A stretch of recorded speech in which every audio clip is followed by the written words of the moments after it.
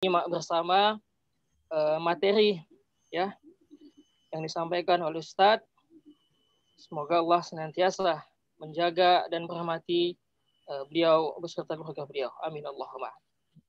Baik, qabla sebelum kita memulai kajian atau memulai penyampaian materi oleh Ustadz, sebelumnya Ana ingatkan kembali ya bahwasannya untuk mempersiapkan diri dalam menyimak, mencatat dan menyiapkan pertanyaan bila ingin bertanya ya. Semoga apa yang disampaikan bisa bermanfaat dan diamalkan. Tapi kita sebelum memulai materi masuk sesi ta'aruf, yaitu pemateri kita pada kajian hari ini yaitu Ustadz Abu Yusuf Ahmad Jafar hafizahullah, alumni Universitas Al-Azhar Mesir dan saat ini sebagai mahasiswa aktif di Universitas Islam Madinah. Dan Ana sendiri sebagai moderator Abu Sofiah dan Nafisa. Ya. Sekarang kita akan masuk kepada penyampaian materi. Sebelumnya kita sapa dulu Ustadz. Assalamualaikum Ustadz. Waalaikumsalam warahmatullahi wabarakatuh. Halo Ustadz. Alhamdulillah bi khair walhamdulillah.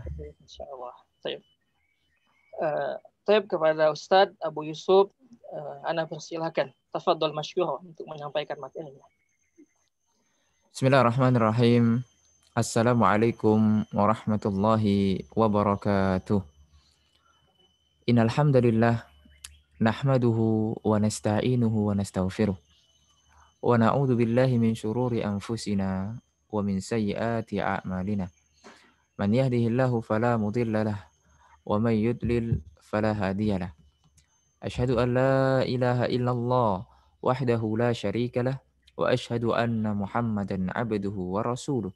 Qala Allah azza wa jalla ya ayyuhalladzina amanu taqullaha haqqa tuqatih wa la tamutunna illa wa antum muslimun. Alhamdulillah, kita bersyukur kepada Allah Subhanahu wa taala pada hari Jumat yang mulia ini kita bisa berkumpul ya melalui Zoom dalam rangka untuk menuntut ilmu, mendengarkan sabda Rasulullah Sallallahu Alaihi Wasallam, mendengarkan firman Allah Subhanahu Wa Taala. Semoga Allah Subhanahu Wa Taala mencatat ini menjadi suatu amalan saleh yang akan kita bawa nanti di hadapan Allah Subhanahu Wa Taala. Pada kesempatan kali ini kita akan mengkaji tentang perjalanan menuntut ilmu. Kalau kita berbicara tentang menuntut ilmu, berarti kita berbicara sesuatu yang sangat mulia. Betapa tidak, Imam Ahmad pernah mengatakan dalam sebuah perkataannya, al-ilmu la ya'diluhu syai'un in sahhat niyatuh. Menuntut ilmu itu adalah ibadah yang tidak ada tandingannya dengan ibadah-ibadah yang lain. Jika orang yang menuntut ilmu tersebut benar niatnya atau ikhlas karena Allah Subhanahu wa taala dalam dia menuntut ilmu. Kenapa demikian? Karena menuntut ilmu ya, itu ada perbuatan yang mulia dan semua ibadah-ibadah yang lainnya itu butuh dengan ilmu. Oleh karenanya para ulama seperti Ibnu Ruslan di dalam Manzuma Az-Zubat pernah menyampaikan wa kullu man bi ghairi ilmin ya'malu a'maluhu mardudatun la tuqbalu. Setiap orang yang mengamalkan suatu amalan tanpa didasari oleh ilmu, maka amalannya itu tertolak, tidak diterima oleh Allah Subhanahu wa taala. Oleh karena perlunya ilmu di dalam semua ibadah yang kita lakukan. Ibadah-ibadah yang besar itu membutuhkan ilmu. Jihad misalnya, ya, tidak boleh kita sembarangan untuk berjihad. Harus ada ilmunya dulu. Oleh karena kenapa para ulama menulis ya di kitab-kitab fikih mereka ada ahkamul jihad, hukum-hukum yang berkaitan dengan jihad. Begitu juga dengan haji. Haji membutuhkan biaya besar, haji membutuhkan tenaga yang kuat, ya. Kemudian kita jauh dari keluarga, kita kalau yang normal itu 40 hari berada di Mekah, ya. Jadi membutuhkan juhud yang sangat besar. Akan tapi kalau itu dilakukan tanpa ilmu maka sia-sia. Oleh karena harus dengan ilmu. Oleh karena kita membahas suatu tema ini, tema yang sangat besar. Bagaimana para ulama dahulu sampai berdarah-darah dalam menuntut ilmu, mengorbankan semuanya, ya, jiwa raganya hanya untuk menuntut ilmu. Oleh karenanya Imam Al-Khatib Al-Baghdadi di dalam kitabnya Ar-Rihlah fi Talabil Hadis pernah menyampaikan, dan kitabnya masih ada sampai sekarang dan bisa kita baca, baik versi berbahasa Arab ataupun versi terjemahan itu sudah ada. Beliau pernah menceritakan bagaimana dahulu para ulama berjalan menuntut ilmu. Itu luar biasa. Kalau dibandingkan dengan kita sekarang, apalagi dengan kecanggihan teknologi yang ada sekarang, kemudian kita tidak menuntut ilmu, maka itu rugi sekali kita. Ya, maka sangat rugi. Dengan kecanggihan ini justru kita harus semakin giat dalam menuntut ilmu. Jangan sampai kita lalai, ya, tertipu dengan hal-hal yang menipu. Dikisahkan oleh Imam Khatib Al-Baghdadi itu, dahulu para ulama itu berjalan menuntut ilmu. Perjalanannya bukan 1 hari 2 hari, 1 bulan, ya, 1 bulan, 1 bulan berangkat, 1 bulan balik, 2 bulan. Itu pun cuma mencari satu hadis. Ketika itu Abu Ayyub, ya, Al-Ansari dari Madinah berangkat ke Mesir menemui Uqbah bin Amir, ya, menemui Uqbah bin Amir. Itu salah satu sahabat juga, tapi beliau memiliki kelebihan, pernah mendengar hadis dari Rasulullah SAW yang tidak didengar oleh Abu Ayyub Al-Ansari. Sehingga Abu Ayyub Al-Ansari, karena faedah dari rihlah itu mendapatkan sanad yang sangat tinggi, dan juga mendapatkan bagaimana kita melihat adab dari seorang guru, bagaimana kita melihat kesungguhan seorang guru tersebut. Banyak faedahnya yang kita dapatkan ketika kita bermajelis langsung, bertatap muka dengan guru. Nah, itulah faedahnya kita rihlah dalam menuntut ilmu. Sampai di sana, ya, tentunya dengan bekal yang sangat banyak, ya. Oleh karena Imam Syafi'i itu kan pernah mengatakan bahwasanya seseorang tidak akan mendapatkan ilmu kecuali dengan 6 hal. Salah satunya adalah apa? Bulughah, yaitu bekal. Para ulama dahulu menyiapkan bekalnya. Ada roti, ya. Bahkan sampai roti-roti kering itu. Karena perjalanan sangat lama. Belum lagi airnya, ya. Nanti ketika mendapati sebuah sungai, ya, mereka isi airnya. Jadi seperti itu pengorbanan mereka di dalam menuntut ilmu. Sehingga sampai di Mesir mendengarkan satu hadis, habis itu pulang lagi ke Madinah. Begitu juga dengan sahabat Jabir bin Abdullah. Nah, itu ke Syam itu. Ya, Syam itu kalau sekarang ada 4 negara. Yordania, Palestina, Suriah, dan Lebanon. Dan beliau berangkat ke sana.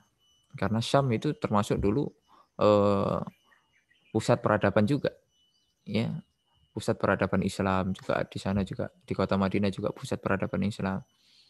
Di negara Timur Tengah yang terkenal, ya, Irak, Baghdad, dan lainnya. Nah, itulah salah satu perjuangan ulama kita di dalam menuntut ilmu. Belum lagi Imam Ahmad. Imam Ahmad itu hafal 1 juta hadis, ya, hafal 1 juta hadis dan merupakan imam Ahlus Sunnah wal Jamaah.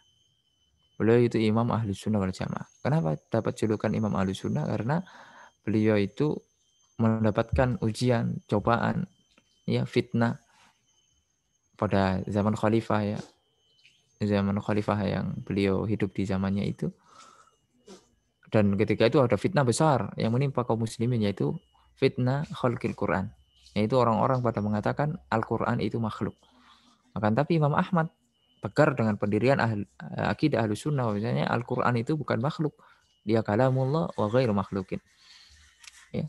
Sehingga beliau dijulukilah Imam Ahlus Sunnah wal Jamaah dengan berbagai macam ujian, ya, disiksa di penjara dan yang lainnya. beliau menuntut ilmu keliling dunia. Disebutkan bahwasanya beliau itu keliling dunianya 2 kali. Tapi dalam rangka menuntut ilmu, bukan traveling ya. Kayak kita kan mungkin zaman sekarang kita jalan-jalan, tapi tidak ada ilmu yang kita dapat. Ya. Kalau Imam Ahmad tuh ya keliling dunianya mencari hadis. Oleh karena sekarang buah dari itu beliau mengumpulkan menjadi kitab yang berjudul Musnad, ya Musnad Imam Ahmad, dan sekarang sudah dicetak dan besar sekali ya, 52 jilid. Itu diterbitkan di Beirut ya, Muassasa Ar-Risalah Beirut dengan tahqiqnya Syekh Syuaib Al-Arnaud. Nah, itulah sekilas ya tentang perjuangan para ulama. Oleh karenanya dengan itu kita termotivasi untuk ya minimal kita mengikuti jalan mereka. Kalau kita seperti mereka sudah tidak mungkin ya. Berbeda antara langit dan bumi. Ya, kita dibandingkan para sahabat, dibandingkan tabi'in itu sudah perbedaannya sangat jauh. Tapi ya kita bisa mengikuti, setidaknya bisa mengikuti walaupun ya tidak sempurna. Oleh karenanya walladzina taba'uhum, orang-orang yang mengikuti mereka. Jadi bukan sama dengan mereka, tapi yang mengikuti. Kalau sama 100% ya tidak, kita juga menyadar diri, tidak bisa kita disamakan dengan para ulama terdahulu. Ya.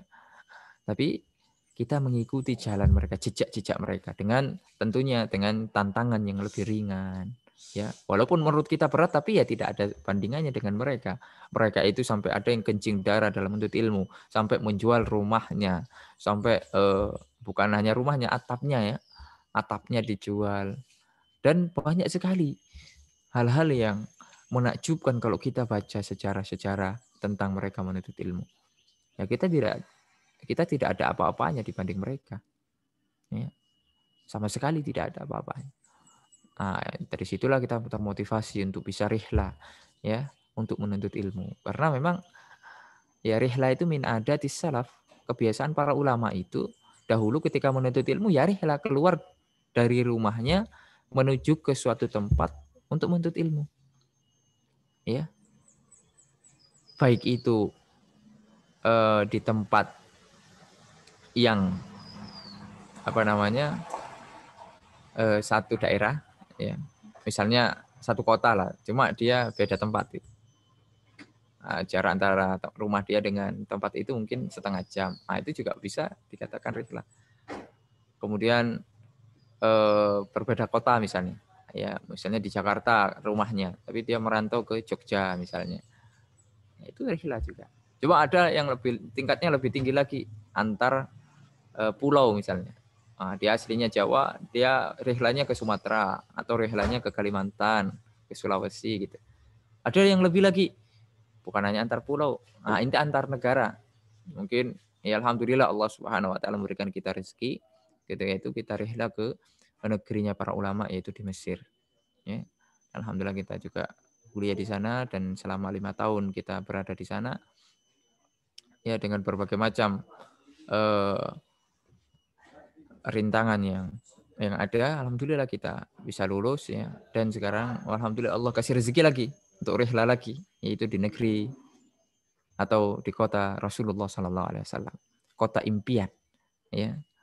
Oleh karenanya menuntut ilmu di Madinah itu kan impian semua orang, dan iman itu akan kembali ke sana. Innal iman la ya'ruju ilal Madinah kama ta'rujul hayyatu ila zuhriha. Ya, iman itu akan kembali ke kota Madinah sebagaimana serangga ulat itu kembali kepada sarangnya.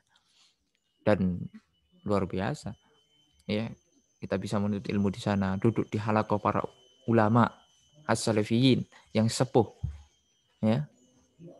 Di antaranya Syekh Abdul Muhsin Al-Abbad hafizahullah taala, bapaknya Syekh Abdul Razak. Ada di sana Syekh Saleh As-Suhaimi. Kemudian dengan para ulama yang lain, yang mana mereka luar biasa ya, hidupnya untuk ilmu dan ilmu. Semangatnya tidak pernah pudar, mengajarkan kita adab, mengajarkan kita ilmu. Bahkan Syekh Abdul Muhsin Al-Abbad itu sekarang keadaannya sudah tidak bisa melihat, dan beliau kalau ngajar itu kan pakai kursi roda, tidak bisa berjalan. Tapi semangatnya luar biasa, mengalahkan orang-orang yang muda. Padahal umur beliau sekarang sudah 89, ya hampir 90. Ya setahun lagi 90. Ya, hafizahullah taala wa ra'ah. Semoga Allah Subhanahu wa taala memanjangkan umur beliau, menjaga beliau dari segala macam keburukan. Begitu juga ulama-ulama yang ada yang usianya masih muda di sana, ya, yang mengajarkan kita tentang adab dan ilmu. Itu luar biasa, ya kawan. Faedahnya kita mulazamah, duduk di majelis para ulama, ya. Tentunya bukan untuk kesombongan, bukan untuk ini, tidak. Tapi bagaimana kita merasa kardil, ya kawan.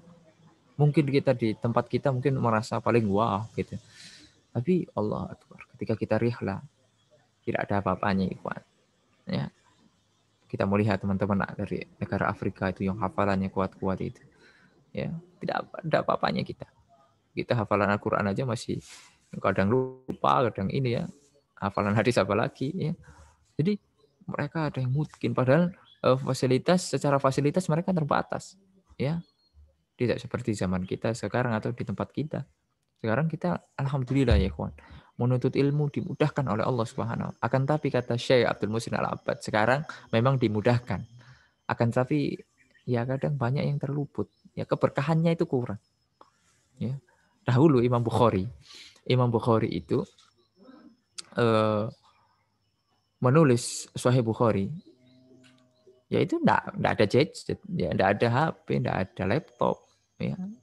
Tapi bisa menghasilkan karya yang fenomenal dan itu diakui oleh dunia dan menjadi kitab tersahih, ya. Kitab yang paling apa ya? Paling bagus lah setelah Al-Qur'an. Bayangkan itu. Zaman Imam Bukhari. Ya, abad kedua. Tahun abad kedua, abad ketiga. Itu kan luar biasa. Bagaimana Al-Imam Al-Bukhari berkah. Ya. Sedangkan kita sekarang sudah punya Maktabah Samilah itu. Ada mesin pencari hadis. Ya kalau kita nyari hadis itu keluar semua. Ya, enggak perlu kita berjalan 1 bulan. Ya, 2 bulan. Enggak. Sekarang udah mudah. Akan tapi kan amalan kita jauh dari mereka gitu. Meskipun sudah banyak hadis, tapi ya itu keberkahannya itu kurang. Ya, dengan banyak kemaksiatan, dengan banyak hal-hal yang tidak diridhai oleh Allah Subhanahu wa taala. Nah, itulah menjadi motivasi kita untuk terus menuntut ilmu ya, kawan. Dengan membaca biografi para ulama, kita bisa termotivasi di dalam menuntut ilmu. Nah, dari situlah saya termotivasi ketika itu. Ya, untuk melanjutkan terus pendidikan, ya, terutama di negeri para ulama, mencari link-link yang ada. Dulu kita dari umum, dari SMK, kemudian Allah kasih hidayah kelas 1 ya, kelas 7 ya, kelas 7, 8, 9.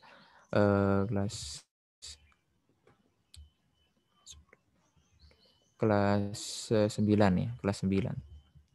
Di satu SMK ya ketika itu. Allah kasih hidayah. Alhamdulillah. Ya, dengan hidayah tersebut kita bisa belajar ya agama dengan ya runut lah. Ikut belajar ada di sebelah sekolah saya dulu ada sebuah pondok ya, pondok kecil tapi insya Allah barokah sampai sekarang ya pondoknya masih ada. Itu diajarkan di situ kita para ulama ya, kita belajar bahasa Arab ya meskipun butuh waktu lama saya dulu memahami bahasa Arab itu 2 tahun ya. 2 tahun itu saya masih belum bisa itu ya. Karena mungkin ya itu tadi masih banyak kemaksiatan mungkin ya, kotornya hati, kotornya karena Syekh Shalih Al-Utsaimin dalam kitabnya Khulasat Ta'limil Ilmi itu ada 2 sebab ilmu itu tidak masuk ke dalam dada seseorang ya. Karena ada fitnatus syahwat dan fitnatus syubhat di dalam hatinya ya. Dan itu dikatakan para ulama itu najisnya hati ya. Najisnya syahwat, najisnya syubhat. Mungkin masih banyak pikiran-pikiran, aliran-aliran sesat di dada-dada kita ya, masih banyak kemaksiatan yang kita pikirkan, yang kita lakukan. Ya itulah sehingga ilmu itu akan masuk itu susah. Kalaupun masuk itu cuma sebentar, habis itu hilang lagi. Ngafal Al-Qur'an 1 lembar ya. Habis itu berdiri, hilang, 2 lembar. Ya itulah sebab kemaksiatan yang kita lakukan. Oleh karena kita harus introspeksi diri ya dan terus meminta kepada Allah Subhanahu wa taala pertolongan, taufik dari Allah agar kita mendapatkan rahmat dari Allah Subhanahu wa taala. Nah, dari situlah kita berusaha terus ya, tidak menyerah sampai akhirnya saya melanjutkan perjalanan ketika itu karena memang ditawarkan untuk ikut apa dulu itu ya, bidik misi atau SNPTN ya, kalau nggak salah. Nah, itu ke negeri-negeri, sekolah negeri itu. Karena memang kata guru-guru saya yang di sekolah itu yang dapat ranking 1 sampai 5 itu dapat fasilitas itu didaftarkan bahkan. Ya saya enggak daftar sendiri, didaftarkan. Saya ketika itu udahlah saya enggak minat sebenarnya. Ya namanya ya biar menjaga perasaannya. Ya udah kita ikut aja, kita ikut saja apa arahan dari guru tersebut. Ya tapi dalam hati berdoa semoga tidak diterima. Ya, ada triknya, ada tips dan triknya kita tidak diterima ketika itu, yaitu kita memilih jurusan yang sangat tinggi kualitasnya, sedangkan kita tidak ada di bidang tersebut. Akhirnya saya milih ketika itu jurusan arsitek di Universitas Gadjah Mada, ya di UGM. Itu jurusan yang pertama, pilihan yang pertama. Ya, saya yakin pasti saya tidak akan diterima karena ya bukan bidang saya di situ. Kemudian yang kedua saya milih jurusan apa itu? Di Unair, ya kalau nggak salah. Unair itu di Surabaya, Universitas Airlangga. Alhamdulillah dua-duanya saya tidak diterima. Itu kan senang saya. Ya, alhamdulillah saya bahagia. Kemudian masih ditawarkan lagi untuk ke perguruan tinggi negeri Islam. Ya, ketika itu ya kita milih yang dekat-dekat saja di Unisa ya, UIN Surabaya itu sama di Malang. Ya, saya juga berdoa agar tidak diterima juga. Saya juga sudah males lah sekolah-sekolah di negeri-negeri itu. Ya, karena mungkin campur baurnya dan lain sebagainya. Sampai akhirnya ya udah dua-duanya empat-empatnya itu saya tidak diterima dan saya mencoba untuk daftar ke Jakarta. Ya, Jakarta itu di sana ada Libya. Ya qadarullah wa masyafa'al ya. Setelah banyak rintangannya memang saya sadar juga saya belum pandai bahasa Arab ketika itu ya. Sekarang pun juga masih belajar. Akhirnya saya ikut tes dan tidak diterima. Tidak terima. Tapi saya punya opsi lain ketika itu. Ya saya di LC ya namanya. Ya itu sekarang ada di Bekasi di daerah Pondok Gede ya, di Pondok Cikunir. Nah, itu sekarang punya gedung sendiri. Dulu zaman saya masih numpang-numpang gedung. Nah, sekarang alhamdulillah sudah ada gedung sendiri di Cikunir itu ya. Nah, itu selama 1 tahun kita belajarnya memang tingkatnya 1 tahun ya di 1. Yang dipelajari ya sama dengan yang di Libya ya kitabnya, tapi diselesaikan dengan cepat gitu. Alhamdulillah dari situ saya mulailah titik untuk bisa paham bahasa Arab. Awalnya 3 bulan pertama saya belum bisa mengikuti. Ya, dosen ketawa, anak-anak ketawa, saya ikut ketawa padahal enggak paham. Jadi ya itulah proses ya, namanya proses ya kita harus jalani saja. Kita harus sabar ya menjalani. Tapi saya terus minta kepada Allah dan saya tidak menyerah. Minta kepada Allah Subhanahu wa taala agar diturunkan ya pintu untuk dibukakannya ya hati dan pikiran kita di dalam menuntut ilmu apalagi memahami bahasa Arab. Terkadang orang baru ikut pelajaran satu bahasa Arab 1 kali, 2 kali. Ustaz saya tidak paham-paham, baru 1 kali, 2 kali. Ya, belum bertahun-tahun. Ya, jangankan antum, Imam Al-Kisai yang sekarang terkenal menjadi imam besar di ilmu lughah ya, terutama di bidang nahwu, beliau itu baru ngeh ya, baru sadar, baru bisa nangkap pelajaran itu umur 40 tahun. Jadi selama umur-umur sebelum itu ya beliau blank gitu. Tapi beliau tidak menyerah. Ketika itu memang sempat menyerah. Akan tetapi ketika keluar melihat semut ya, mau keluar lah mau pulang mungkin ya. Melihat semut. Nah, semut itu jatuh bangun, dia membawa makanan ke atas ya, di punggungnya. Kemudian jatuh. Lalu dia tidak menyerah semut itu. Semut itu tidak menyerah. Dia ke atas lagi, bawah lagi, ke atas lagi, ke bawah lagi. Sampai mungkin berpuluh-puluh kali sampai akhirnya dia berhasil. Dari situlah Imam Kisai itu termotivasi. Kalau semut saja bisa, tidak menyerah, kenapa saya manusia itu menyerah? Sedangkan saya diberi akal. Akhirnya beliau balik lagi ke tempat dia belajar, dan beliau serius dan mungkin dapat taufik dari Allah. Akhirnya beliau menjadi imam besar. Nah itulah ya yang itu hal-hal seperti itulah yang harus menjadikan kita motivasi. Jangan sampai kita belajar bahasa Arab 1 kali, 2 kali, udah saya tidak paham.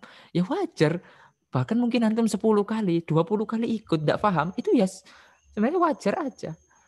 Butuh waktu yang lama, apalagi mungkin antum tidak ada basic sama sekali. Dari nol misalnya. Saya dulu dari nol juga. Saya dari umum. Ya harus sabar.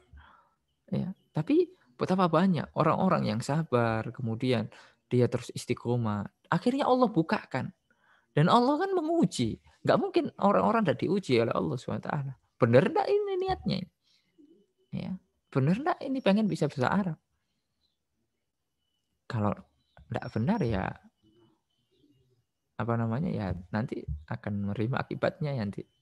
Tapi kalau niatnya benar karena Allah bersungguh-sungguh pasti ada jalannya. Allah Subhanahu wa taala berfirman, "Man jahada fina lanahdiyannahum subulana." Orang-orang yang berjihad di jalan Allah bersungguh-sungguh menempuh jalan Allah Subhanahu wa taala. Menempuh jalan-jalan meraih keridhaan Allah Subhanahu wa taala. Lanahdiyannahum subulana, akan dibukakan jalan oleh Allah Subhanahu wa taala. Ya, akan dibukakan. Oleh karenanya ada sebuah pepatah yang sangat bagus itu manjahada ya, manjadda wajahad. Ya, manjadda wajada. Orang yang bersungguh-sungguh dia dapat. Ya. Dalam perkataan yang lain, man sabata nabat. Siapa yang benar-benar dia itu sungguh-sungguh, dia akan meraih hasil yang maksimal insya Allah. Nah, akhirnya saya belajar di Elsia dan alhamdulillah semester pertama ya karena memang keterbatasan ilmu kita, akhirnya kita mendapatkan hasil yang ya menurut saya itu sudah bagus ya, jajidan. Ya dengan awalnya dari nol, kemudian dan persaingan juga ketat ya, rata-rata yang di sana sudah alumni pondok-pondok ya, sedangkan saya alumni bukan pondok. Pernah pondok cuma pondok apa? Pondok kalong ya, santri kalong yang pulang pergi ya. Ya sebenarnya enggak mondok, cuma ya belajar ikut-ikut belajar saja di pondok ketika itu yang di Pasuruan itu. Nah, sampai akhirnya semester 2, nah dari situlah saya juga mulai subhanallah, Allah kasih jalan, banyak jalan ya. Sampai akhirnya Allah bukakan, ya alhamdulillah keluar sana, kita menjadi salah satu alumni atau lulusan terbaik ketika itu ya. Nah itulah yang mau saya katakan bahwasanya jalan Allah Subhanahu wa taala itu terbuka lebar bagi seseorang yang mau bersungguh-sungguh, mau benar-benar berjihad ya dalam menuntut ilmu. Nah, setelah itu saya juga daftar lagi ya, karena 1 tahun ya kemudian kita butuh kampus lagi ya. Daftar lagi ke Libya ya qadarullah. Tidak diterima lagi sehingga saya 2 kali ditolak. 2 kali ditolak di Libya ketika itu ya sudah. Ya mungkin belum rezekinya. Sampai akhirnya kita mencoba ke berbagai macam perguruan tinggi yang ada di Jakarta ketika itu saya daftari semua. Ya, ya saking pengennya apa sih? Saking pengennya kita belajar agama. Ya, saking pengennya kita belajar agama yang benar. Ya karena kita sadar bahwasanya hidup itu untuk ibadah kepada Allah. Ya, kalau kita tidak belajar, apa yang mau nanti kita bawa? Apa bekal apa yang menjadi hujah kita nanti di hadapan Allah? Kalau kita tidak belajar ya. Jadi itulah yang menjadi apa namanya pikiran kita ketika itu. Sehingga ya udah, yang penting saya belajar. Sampai ada tawaran dari teman untuk ke Mesir ketika itu. Nah, saya tidak terpikir sebelumnya untuk ke Mesir ya karena ya saya tidak tahu gitu. Sampai akhirnya ada ajakan tawaran, kemudian suruh daftar sama teman. Ya sudahlah, saya coba daftar karena juga biayanya ketika itu terjangkau ya. Biaya pendaftaran cuma 100.000. Ketika saya sudah pulang kampung, saya di Pasuruan, Jawa Timur, dan tesnya saya ketika itu di Malang. Ya alhamdulillah di Madinah karena di Mesir, afan. Di Mesir itu karena tesnya jelas ya. Berbeda ya. Ini saya berbicara sedikit tentang perbedaan Mesir dan Madinah. Jadi kalau di Mesir masuknya itu jelas. Masuknya jelas bagaimana? Ada tes tulisnya. Jadi nilainya segini, bisa masuk ke Mesir. Tapi kalau Madinah ya ikhwan, tidak bisa seperti itu. Madinah itu tidak ada kriteria khusus, tidak ada apa ya patokan yang jelas. Jadi ya mengalir begitu saja. Kadang ada orang yang nilainya bagus di pondok, mungkin bahkan dia juara 1 terus, belum tentu dia diterima. Ada yang mungkin hafalan Al-Qur'annya bagus, ya, mungkin hadisnya juga begitu. Kemudian dia dapat rekomendasi surat tazkiyah dari para ulama misalnya. Ada yang mendapatkan dari Syekh Abdurrahman As-Sudais, Imam Masjidil Haram, tapi tidak masuk. Jadi memang tidak ada kriteria yang jelas.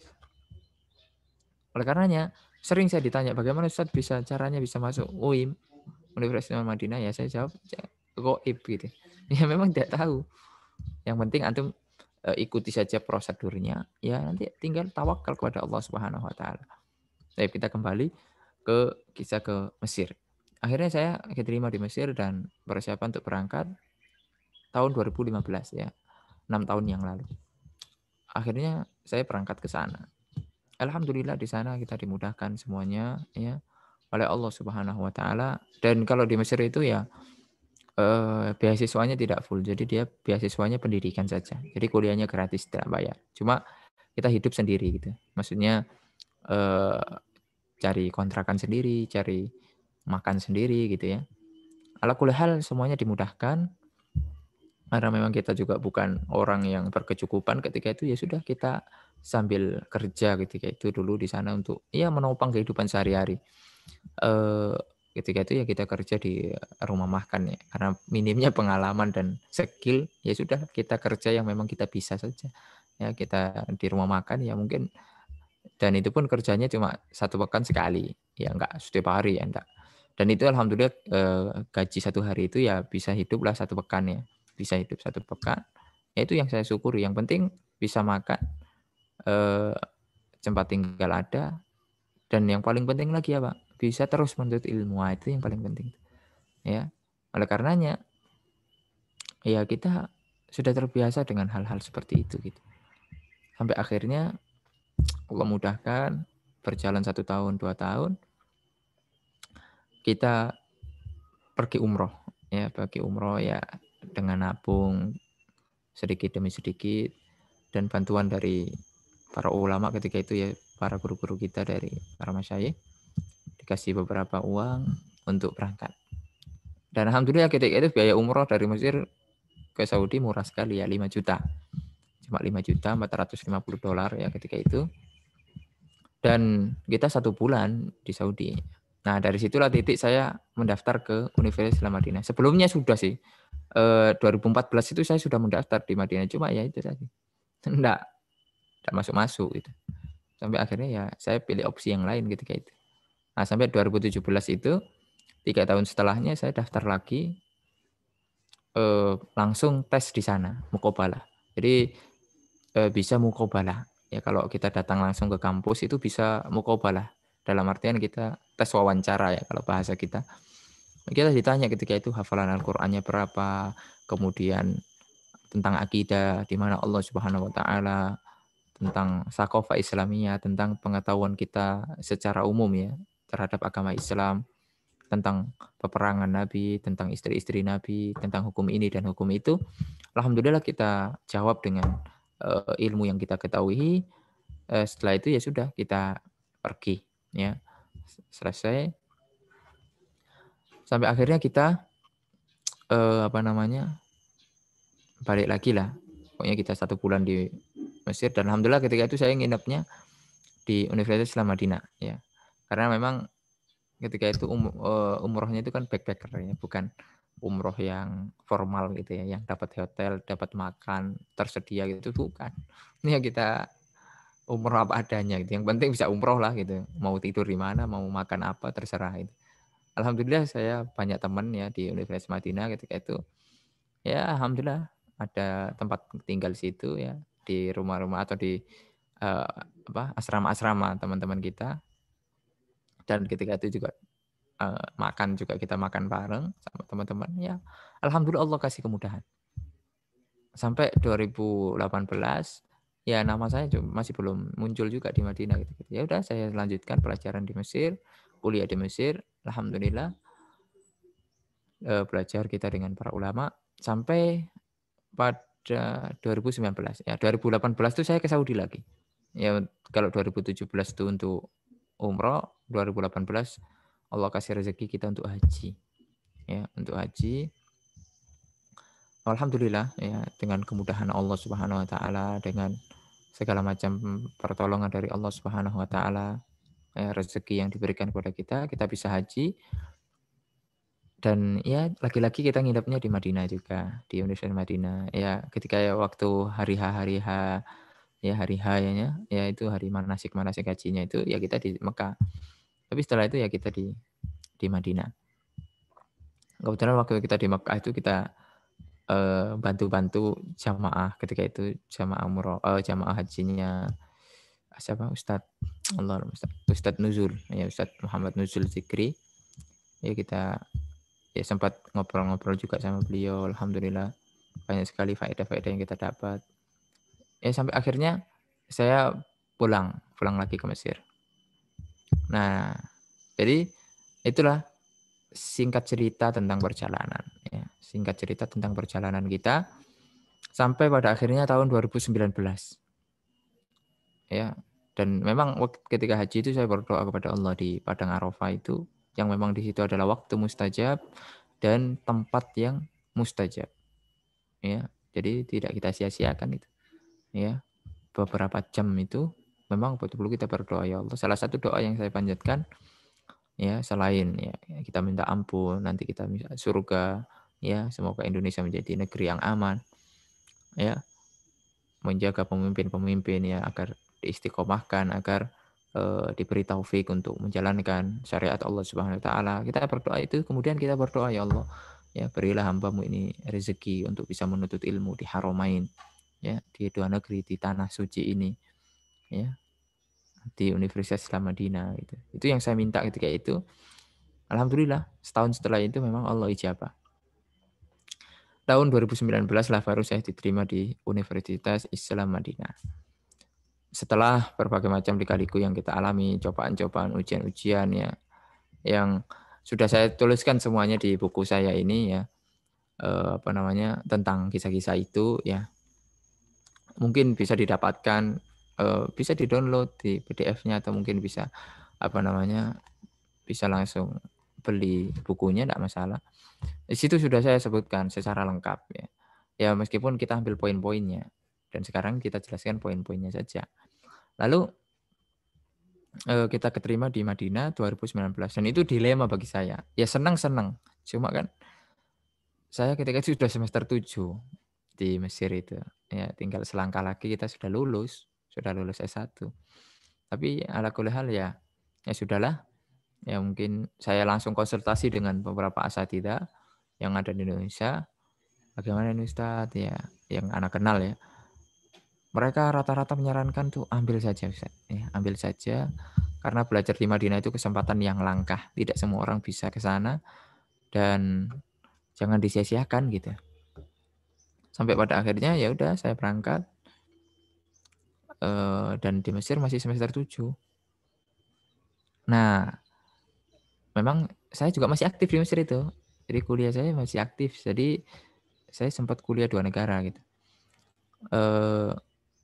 Bulan Januari setelah kita liburan 2020 sebelum corona itu datang, saya sempat ke Mesir lagi untuk ujian.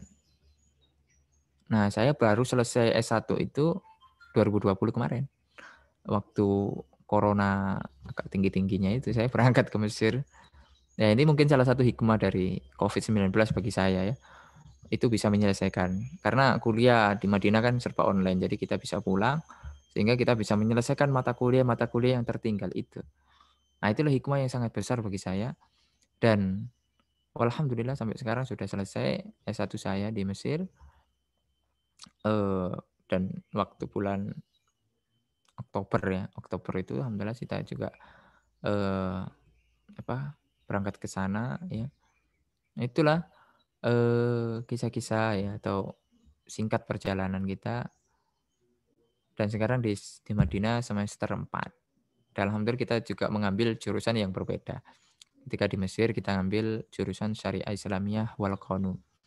Ya, yang banyak membahas tentang fikih ya dan usul fikih dan yang lainnya. Adapun di Madinah kita mengambil jurusan hadis ya, hadis yang lebih banyak ke ilmu hadis, kemudian menghafal hadis dan yang berkaitan dengan hal itu. Dan sekarang sudah semester 4 dan kuliah masih online. Ya, kuliah masih online. Ya, sebagaimana kita sekarang belajarnya online. Nah, itulah musibah sekarang yang diturunkan oleh Allah SWT kepada umat Islam ya di dunia secara umum. Tentunya itu untuk kita introspeksi diri, untuk kita muhasabah kemaksiatan-kemaksiatan yang telah kita lakukan. Ya, dengan itulah semoga Allah Subhanahu wa taala segera angkat ya musibah ini sehingga kita bisa hidup dengan normal ya, bisa kemana-mana dengan normal tanpa PCR ya itu ya.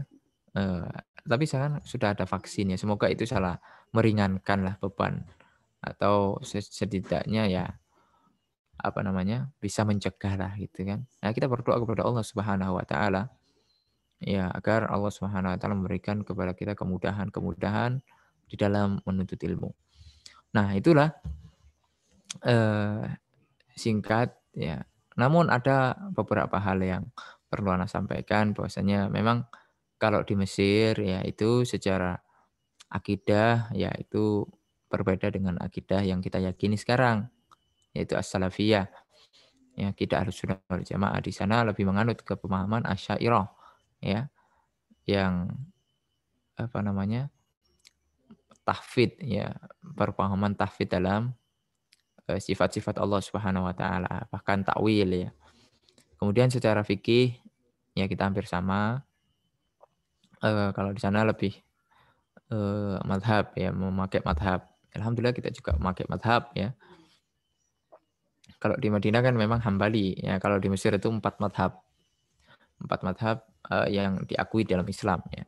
Dan itu tidak ada masalah ya, tidak ada hal yang dipermasalahkan. Yang dipermasalahkan adalah ketika kita ta'assub ya, ta'assub di dalam madhab itu. Kalau kita belajar melalui madhab ya itu memang anjuran para ulama seperti itu. Cuma yang dilarang adalah fanatik buta. Ya seolah-olah madhab itulah Nabi Muhammad SAW yang 100% benar. Ya itu tidak boleh seperti itu. Nah, kita jadikan madhab itu metode belajar kita agar lebih runut ya itu. Itu nasihat para ulama. Lalu kalau di Mesir itu ya pakai tasawuf mereka, sufi ya. Ya namun ya alhamdulillah saya tidak mengikuti hal-hal yang seperti itu. Saya belajar kepada ulama yang as-salafiyun di sana, Ahlussunnah wal Jamaah. Ya semoga Allah SWT menjaga mereka, ya guru-guru kita yang ada di sana. Nah, berbeda dengan di Madinah. Kalau di Madinah itu ya memang akidahnya seperti yang kita yakini yaitu akidah salafiyah, ya Ahlussunnah wal Jamaah. Akidah madhab ahlul hadis ya kalau kata banyak kalangan ya, atau al-asariyah, mengikuti asar ya, mengikuti asar. Nah, itu kalau di Madinah. Kemudian dalam fikihnya lebih ke belajar Hanabilah ya, fikih Hambali. Meskipun diajarkan juga fikih perbandingan madhab ya. Lalu perbedaan-perbedaan yang lain kalau di Madinah itu beasiswanya full ya. Kita dapat mukafaah ya. Jadi kita kuliah tapi digaji. Kalau di Indonesia atau kalau kita jadi pekerja kan kita kerja dulu baru digaji ya kan kalau di perusahaan ya. Jadi karyawan lah kita. Tapi kalau di Madinah itu kita belajar kita digaji. Dan gaji kita tidak kalah dengan UMR yang ada di Indonesia. 1 bulan kita dapat 4 jutaan. Ya, sekitar hampir 4 juta. 3 juta sekian. 850 real tambah 150. Tapi secara umum 850 real. Nah, kemudian belum lagi beasiswa yang lain, asrama kita dapat, lalu makan alhamdulillah tinggal kita ngambil. Belum lagi setiap sore kita bisa sholat di Masjid Nabawi ya, tentunya setelah perkuliahan itu selesai ya, karena kita kuliah dari pagi sampai siang ya, atau dari siang sampai malam sampai maghrib ya. Jadi ada 2 sesi itu. Ada juga sih yang mungkin kuliah malam, tapi saya yang pernah itu pagi sama siang saja. Nah, kemudian bisa umroh setiap pekan ya, atau mungkin setiap hari, cuma enggak mungkin kalau setiap hari ya. Biasanya teman-teman ya sepekan sekali. Ya, hari Kamis berangkat, ya Jumat pulang. Karena memang jarak antara Madinah dan Mekah itu kalau pakai bis ya, pakai bis atau mobil ya biasanya 5 jam sampai 6 jam. Lalu haji bisa ya setiap tahun, baik itu yang gratis maupun yang berbayar.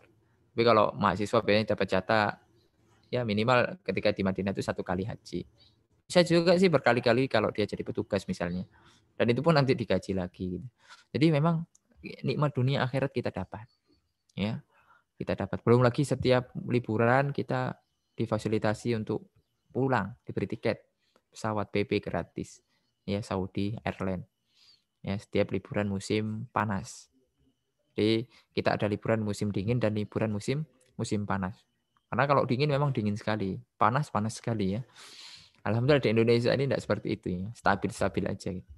Tidak terlalu panas juga, tidak terlalu dingin juga. Gitu. Kecuali ya di tempat-tempat tertentu misalnya mungkin di puncak dan tempat yang lain. Gitu. Ala kulihal, itulah ya sekilas tentang Madinah ya. Tapi ya itu kan yang nikmat-nikmat saja. Ada hal yang mungkin sering lupa dibahas yaitu amanat. Ya, nikmat sudah kita bahas, amanatnya itu berat ya. Jadi ketika kita mendapatkan nikmat seperti itu, ya nanti kan amanatnya semakin berat bagi kita. Kita harus belajar lebih serius, kita harus lebih giat lagi, kita harus menjadi orang yang bermanfaat, berdakwah ketika pulang di jalan Allah SWT.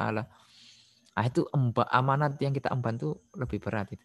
Karena hisapnya juga berat nanti di hadapan Allah SWT kalau kita tidak serius. Itu yang menjadi beban, ya, itu menjadi hal yang kita takuti ya. Jadi bukan hanya enak-enaknya saja yang kita rasakan, tapi ada hal yang berat ya, pertanggungjawabannya di hadapan Allah Subhanahu wa taala. Ya, jadi itu yang menjadikan kita sekarang ya harus lebih hati-hati lah ya dalam menuntut ilmu, dalam hal-hal yang berkaitan dengan ilmu ya, kita hati-hati. Ya, kita takut kepada Allah Subhanahu wa taala. Ya, karena memang korek api neraka itu bukan orang-orang yang maksiat loh ya. Maksudnya bukan ahli maksiat, orang-orang zina, orang-orang minum khamar, tapi korek api neraka itu orang-orang yang berilmu. Ya. Awwalu man tusya'aru bihi an-naru yaumal qiyamah. Ya, yang pertama itu alim, orang yang berilmu. Kedua, mujahid, orang yang berjihad di jalan Allah. Yang ketiga adalah ya orang-orang yang rajin infak. Wah, lalu gimana dong Ustaz? Nah, kenapa orang seperti ini jadi korek api neraka? Karena apa? Niatnya salah. Yang alim pengen dikatakan dia alim. Alama dia top lah. Ya, enggak ada orang sealim dia. Jadi bukan karena apa? Bukan karena Allah menuntut ilmu, cuma karena pengen dipuji orang. Waliyatubillah. Kemudian yang mujahid itu ya pengen dikatakan dia betul, dia pemberani. Dia ini dan itu. Lalu yang orang yang rajin sedekah itu pengen disebutkan, Pak Fulan, donatur besar. Hanya untuk itu gitu. Makanya menjadi korek api neraka. Yang seharusnya ilmu itu dituntut mengharapkan wajah Allah Subhanahu wa taala, tidak dituntut kecuali cuma untuk mendapatkan pujian-pujian yang sesaat, kenikmatan-kenikmatan dunia yang sesaat. Ya. Dalam sebuah hadis yang lain ya. Lam yarah raihatal jannah. Orang-orang yang niatnya dunia di dalam menuntut ilmu, maka dia tidak akan mendapatkan atau tidak bisa mencium baunya surga. Ini kan apa? Wa'id, ancaman bagi kita ya, kawan. Ya. Jadi agar senantiasa menjaga niat di dalam menuntut ilmu. Jangan kita merasa sok besar ya, merasa paling ini paling enggak. Kita harus jadi orang yang tawadhu, jadi orang yang selalu merasa ya rendah di hadapan Allah Subhanahu wa taala. Nahnu fuqara, ya, kita ini orang-orang yang fakir di hadapan Allah Subhanahu wa taala. Wallahul ghani, Allah yang maha kaya. Ya. Kita ini jahil, Allah Subhanahu wa taala yang maha tahu. Oleh karena kita berusaha menuntut ilmu, kita perbaiki niat kita terus. Oleh karena Imam Ahmad Imam Ahmad itu kan sudah kita sebutkan hafal 107 hadis, keliling dunia, punya musnad ya. Dan beliau salah satu imam madhab yang diakui. Ya, sampai sekarang nama-nama beliau itu disebut terus, mendapatkan doa dari kaum muslimin. Ketika membahas atau menyebutkan suatu hadis ya, kadang dikatakan qala al-Imam Ahmad rahimahullah. Tidak akan rahmat.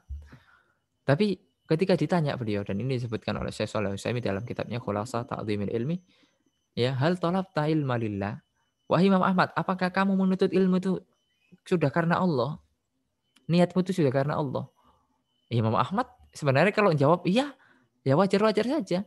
Dengan prestasi yang seperti itu, dengan kontribusi tentang kepada Islamnya yang luar biasa seperti itu, ya wajar mungkin kalau beliau menjawab na'am, talabtuhu lillah misalnya. Tapi Imam Ahmad tidak seperti itu. Ya mungkin kalau kita di posisi Imam Ahmad seperti itu, tidak terlalu pede, tidak punya rasa takut kepada Allah. Tapi Imam Ahmad itu kan orang yang memiliki rasa takut kepada Allah ya. Nah, warok ya, menjaga hati, menjaga keikhlasan. Sehingga beliau mengatakan lillahi aziz. Itu jawaban beliau itu. Menuntut ilmu karena Allah itu berat. Sekelas Imam Ahmad mengatakan seperti itu, apalagi sekelas kita yang levelnya ya antara bumi dan langit ya. Jauh sekali. Tidak selevel sedikit pun. Tapi kata Imam Ahmad, ya karena menuntut ilmu itu sesuatu yang saya sukai, ya saya menuntut ilmu. Nah itu jawaban Imam Ahmad. Makanya kita harus jaga niat terus kita introspeksi diri. Karena niat ini ya sesuatu yang berat. Kita mengklaim diri kita ikhlas tuh enggak bisa. Ya, berat sekali. Beberapa ulama mengatakan bahwasanya ya ma'alajtu syai'an asyadda alayya min niyati. Aku tidak pernah mengobati sesuatu yang paling sulit dari diriku ini kecuali daripada niatku. Ya sulit sekali. Kadang li'annaha tataqallabu alayya, karena niat karena Allah, kadang ada niat-niat dunia. Nah, itulah ya yang harus kita benahi ya dalam menuntut ilmu. Jangan sampai kita salah sehingga kita terjerumus ya ke dalam neraka jahanam yang Allah Subhanahu wa taala sudah siapkan bagi orang-orang yang sombong, bagi orang-orang yang riya ya, bagi orang-orang yang merasa dirinya itu paling ini dan paling itu, yang paling berjasa misalnya, paling ini ya. Kita berlindung dari hal itu semua kepada Allah Subhanahu wa taala.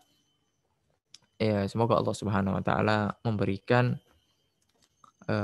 kemudahan-kemudahan bagi kita ya di dalam menuntut ilmu, dalam menjaga niat. Karena itu semuanya kembali lagi kepada hati kita ya. Semakin kita terus berjuang ya, semoga itu dinilai menjadi amalan soleh oleh Allah Subhanahu wa taala. Terus ya kita menuntut ilmu, berjuang, jangan sampai kita menyerah. Ya mungkin awalnya menuntut ilmu enggak karena Allah. Tujuannya pengen dapat jodoh, dapat mungkin dapat pekerjaan. Tapi ketika itu jalani terus, jangan sampai berhenti di situ. Terus istighfar, minta ampun kepada Allah. Ya. Karena bisa jadi kita niat awalnya dunia, tapi di pertengahan jalan atau di akhirnya kita niat karena Allah. Nah, itu makanya harus istiqomah. Ya. Karena belajar itu sampai kapan? Ya sampai kita mati, sampai kita diwafatkan. Minal mahbarah ilal makbarah, kalau kata Imam Ahmad. Dari tinta-tinta yang kita tulis, dari catatan-catatan yang kita kumpulkan sampai makbarah, sampai kuburan. Nah itulah, karena hakikatnya kita sukses itu setelah kita menginjakkan kaki kita di surga Allah Subhanahu wa taala. Adapun sebelum itu, meskipun punya rumah gedongan, punya harta miliaran, punya mobil mewah berapa ya banyaknya, itu bukan sukses itu. Ya. Itu malah bisa membinasakan kita ya kalau kita salah memakainya ya, tidak digunakan di jalan Allah. Karena memang kebutuhan kita itu sedikit ya sebenarnya dalam dunia ini. Kita misalnya punya beras 1 ton, yang kita makan berapa sih? 1 piring. Ya mungkin satu hari 3 piring. 2 piring lah ya. Kita punya mobil 10. Berapa yang kita pakai? 1. Ya. Kita punya rumah luas, 1 hektar misalnya rumah kita. Yang kita pakai tidur itu berapa sih? 1 ruangan, kamar. Jadi kebutuhan manusia itu sebenarnya sedikit, akan tapi apa? Yang menjadikan banyak itu nafsu kita. Nafsu ya? Serakah kita. Karena manusia itu memang serakah terhadap dunia. Kalau seandainya dia dikasih 2 gunung emas, pasti dia nyari yang ketiga. Ya. Nah, itulah yang harus kita tundukkan dengan ilmu, ya, nafsu-nafsu, keserakahan-keserakahan ya. Ambisi-ambisi dunia kita yang besar itu bisa kita tundukkan. Kalaupun kita diberi nikmat menjadi orang kaya, menjadi hamba Allah Subhanahu wa taala yang diberikan kecukupan dalam harta, maka kita gunakan di jalan Allah. Sebagaimana dulu para sahabat, ya, Abu Bakar termasuk orang yang kaya, Abdurrahman bin Auf orang yang kaya, Utsman orang yang kaya, tapi digunakan untuk membantu agama Allah.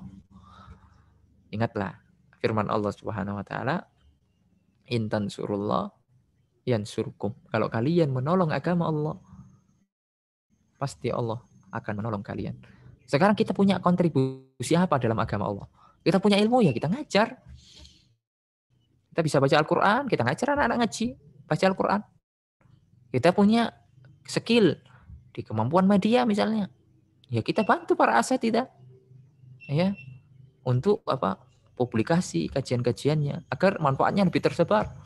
Kita punya skill ini dalam manajemen misalnya, akuntansi, ya kita bantu keuangan umat, ya, lembaga-lembaga, yayasan-yayasan yang bergerak untuk dakwah ilallah, kita bantu, ya, meskipun mungkin gaji yang diberikan tidak banyak, tapi ingatlah pahala yang Allah Subhanahu wa taala siapkan itu besar sekali. Jadi yang dapat pahala bukan hanya ustadz, tapi orang-orang yang ikut andil. Ya, misalnya orang-orang yang bisa desain buat poster kajian ustadz, itu kan mereka dapat pahala besar itu. Yang ikut misalnya 1.000 orang. Ya 1.000 orang itu dapat pahala dia. Nah, itu kan luar biasa. Itu misalnya ngedit video 1 jam durasi, yang nonton tuh ratusan ribu. Itu dapat pahala itu. Ya. Maka dalam Islam itu luar biasa. Amalan soleh itu diganjar oleh Allah Subhanahu wa taala dengan banyak sekali. Gara-gara kontribusi apa yang kita bisa gunakan untuk menolong agama Allah. Ya sebenarnya Allah enggak butuh kita. Allah enggak butuh kita ya kawan.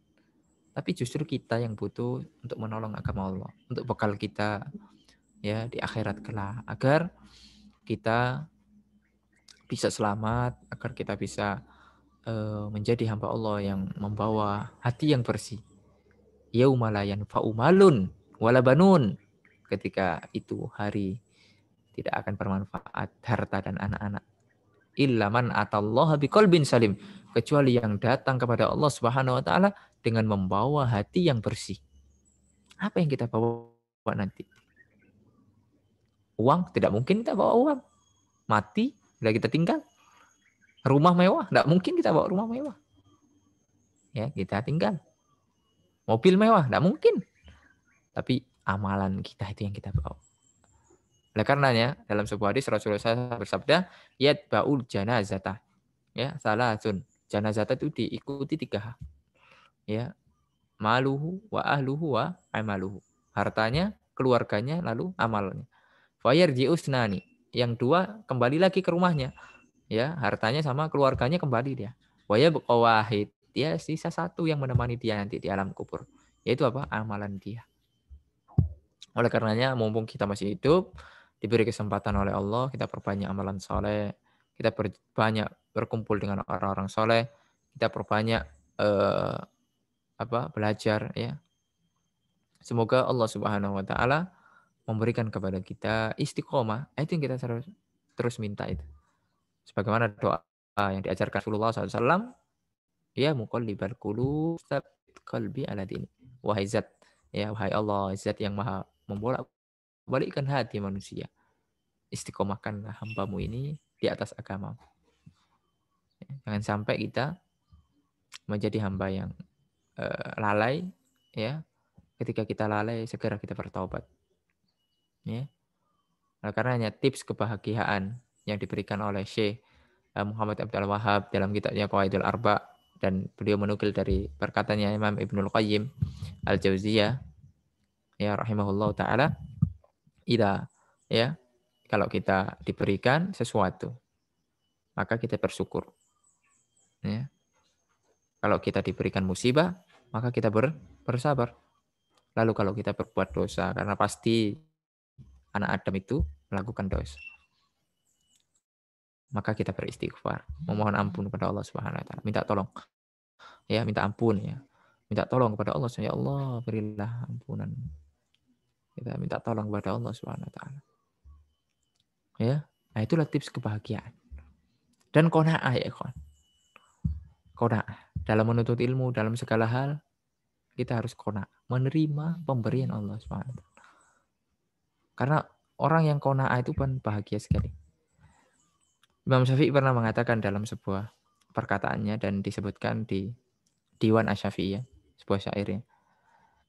Idza ma kunta dza qalbin qanu'in anta wa malikud dunya sawa'u. Kalau seandainya kamu memiliki hati yang qanaah, maka kamu dengan pemegang kekuasaan, raja-raja itu sama saja. Karena kamu bersyukur. Tapi betapa banyak orang-orang yang memegang kekuasaan, mereka tidak bersyukur, bahkan korupsi. Ya kan? Sedangkan antum mungkin buat makan sehari-hari aja kadang tidak cukup, tapi antum bersyukur dengan itu. Nah, itu bahagia gitu kan. Ketika dapat rezeki, ya alhamdulillah. Ketika mungkin rezekinya sedikit, tapi rezeki kan bukan hanya uang, ya. Ketenangan hati rezeki, kenikmatan bisa menuntut ilmu itu rezeki, anak yang soleh rezeki, istri yang soleha rezeki, ya itu rezeki. Maka itu yang harus kita perhatikan, ya. Itulah, ya, yang bisa kita sampaikan mungkin, ya. Sudah habis ya waktunya atau masih ada? Atau langsung kita buka sesi tanya jawab atau gimana, moderator? Ya Ustaz, kita buka sesi tanya jawab. Nah, Baik, kepada ikhwah wa akhwat yang ingin bertanya, disilahkan untuk menulis pertanyaannya di kolom chat, ya. Ini sudah ada pertanyaan yang masuk, ya. Dari Abdullah. Ini Ustaz, bismillah. Semoga Allah Azza wa Jalla selalu menjaga antum. Ustaz, bagaimana kita memfilter manhaj yang lurus jika putra kita akan belajar di Timur Tengah, seperti Mesir, Yaman, dan Jordan, dan lain sebagainya? nah. Bismillah. Tentunya untuk memfilter itu kita perlu pembimbing, ya. Di Indonesia kita bekali dulu. Kemudian nanti ketika mau berangkat, kita carikan dulu senior-senior yang sudah di sana yang bermanhaj lurus. Nah, yang bisa membimbing, minimal mengarahkan. Karena banyak kita temui, ya. Mohon maaf, ya mungkin awalnya dari pondok-pondok sunnah, ya. Lalu berangkat ke Timur Tengah, entah kemana-mana arahnya, ya.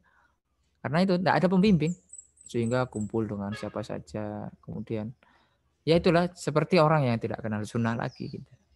Nah, itulah yang harus kita siapkan, ya. Jadi yang pertama adalah kita siapkan mentalnya di Indonesia, akidahnya kita kuatkan dulu, ya. Lalu ketika di sana kita carikan mentor atau pembimbing. Pasti ada kok di setiap tempat, ya.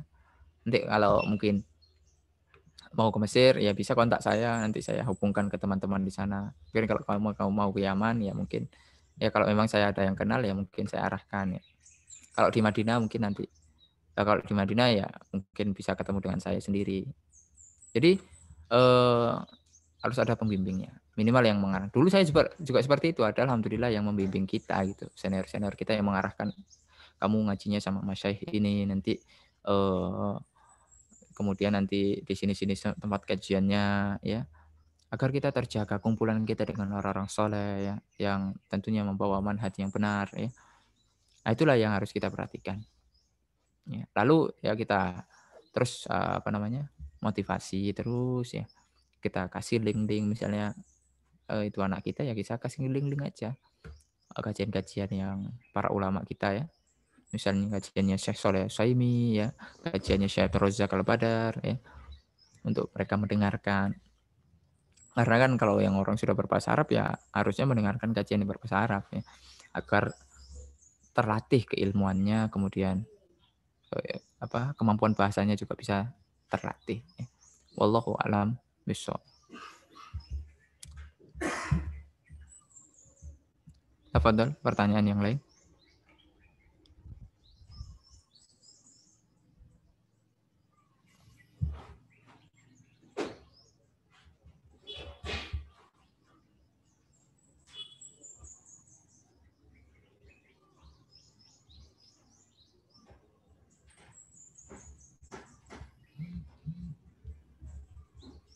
Baik, kepada yang masih ingin bertanya, dipersilahkan untuk ditulis. Kita menunggu beberapa waktu ke depan, ya. Beberapa menit ke depan.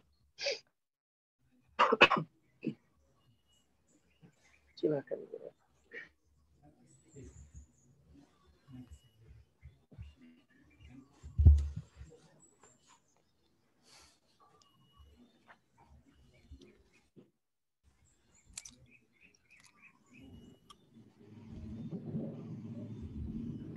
Jadi yang bertanya tadi dapat hadiah enggak? Katanya disediakan 3 hadiah ya. Betul enggak? Itu nanti untuk kuis gitu. Oh, itu kuis ya. Oh ya. Baik.